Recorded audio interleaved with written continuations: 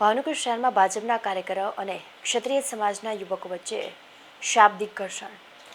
ભાવનગર શહેરમાં ભાજપના કાર્યકરો અને ક્ષત્રિય સમાજના યુવકો વચ્ચે શાબ્દિક ઘર્ષણ સર્જાયું હતું. શહેરના મિલિટરી સોસાયટીમાં લાગેલા બેનરો બાદ પણ ભાજપના કાર્યકરો સોસાયટીમાં પ્રચાર માટે ગયા હતા ત્યાં શરૂ થયું શાબ્દિક ઘર્ષણ. ભાજપના મહાનગરપાલિકાના ડેપ્યુટી મેયર સહિતના કાર્યકરો પ્રચારમાંથી ભગાડ્યા હતા. ભાજપના કાર્યકરોને જોઈ ક્ષત્રિય સમાજના યુવકોએ લગાવ્યા આમ આદમી પાર્ટી જિંદાબાદના નારા. પોલીસે ઘટના સ્થળે દોડી આવી ક્ષત્રિય સમાજના યુવકોને બોરતલાવ પોલીસ સ્ટેશન ખાતે લઈ જવામાં આવ્યા હતા. સમગ્ર મામલો પોલીસના પ્રયાસોથી થાળે પાડવામાં આવ્યો.